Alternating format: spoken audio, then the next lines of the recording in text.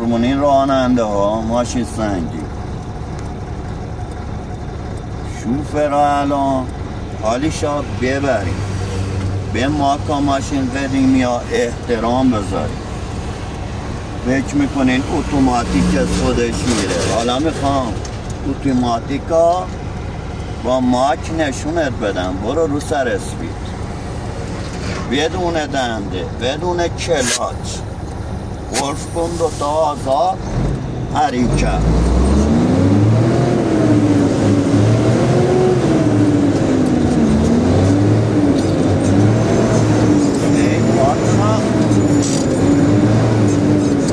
حالا کلاچ نذاریم، ما میتونیم احترام میذاریم.